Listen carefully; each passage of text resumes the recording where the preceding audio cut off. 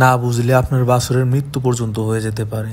তবে যদি সতর্ক থাকেন ইনশাআল্লাহ কিছু হবে না। আসসালামু আলাইকুম, আমি ওমর। আপনারা দেখছেন ওমর এগ্রো ফার্ম। তো এখানে আজকে ছোট বাছুরের মারাত্মক একটি রোগের লক্ষণ ও চিকিৎসা সম্বন্ধে জানানোর চেষ্টা করব ইনশাআল্লাহ। সম্পূর্ণ ভিডিওটি দেখতে থাকুন। এই রোগের নাম হচ্ছে সাদা উদরাময় বা ডায়রিয়া। অসুখ সাধারণত 1 দিন বয়স থেকে 3 সপ্তাহ এর বয়সের মাঝে দেখা যায়। এটি একটি ব্যাকটেরিয়াজনিত রোগ। লক্ষণ: বাছুর ঘন ঘন চাল ধোয়া পানির মতো গন্ধযুক্ত সাদা পাতলা পায়খানা করে। বাছুরের অরুচি হয়, শরীর পানি শূন্যতা দেখা যায়। বাছুর দুর্বল ও ক্রমে ক্রমে নিস্তেজ হয়ে মারা যায়। করণীয়: জন্মের পর বাছুরকে পর্যাপ্ত পরিমাণ কাঁচলা বা শাল দুধ পান করাতে হবে। বাছুরকে পরিষ্কার পরিচ্ছন্ন স্থানে রাখতে হবে।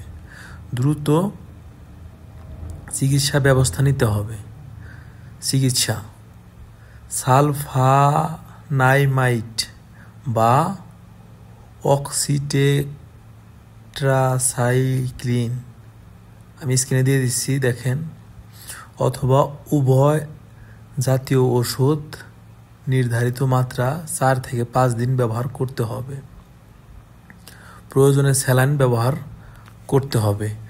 আমি আমার বাছুরের জন্য এই স্যালাইনটি ব্যবহার করতেছি, সাথে এই ওষুধটি। আপনারা অবশ্যই ভালো করে বুঝে শুনে নেবেন।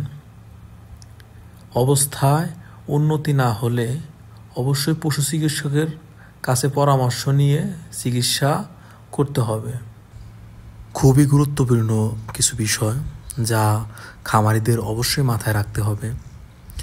আপনারা অবশ্যই গরু লালন পালন করে থাকেন কিংবা পশু পাখি, অবশ্যই আপনার যে খামারটি কিংবা গরুর ঘরটি অবশ্যই পরিষ্কার পরিচ্ছন্ন রাখবেন, যাতে রোগ জীবাণু না থাকে ঘরের ভিতরে। একটা কথা মাথায় রাখবেন, পশু পাখির যত রোগ আছে শুধুমাত্র ব্যাকটেরিয়া এবং কিছু ক্ষেত্রে আবহাওয়ার কারণে হয়ে থাকে।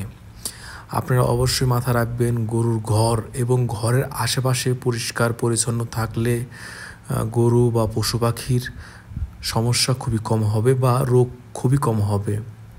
কারণ যত রোগ আছে সব রোগের একটি কারণ ব্যাকটেরিয়া। এক এক ধরনের ব্যাকটেরিয়া এক এক ধরনের রোগ সৃষ্টি করে। আশা করি আমার কথাগুলো বুঝে গেছেন। তবে আমার সম্পূর্ণ ভিডিওটি দেখার জন্য আপনাকে অনেক ধন্যবাদ। ভালো থাকবেন, সুস্থ থাকবেন। পরের ভিডিও দেখার জন্য আমাদের চ্যানেলটিকে সাবস্ক্রাইব করে পাশে থাকা বেল বাটনটি বাজিয়ে আমাদের পাশে থাকার চেষ্টা করবেন।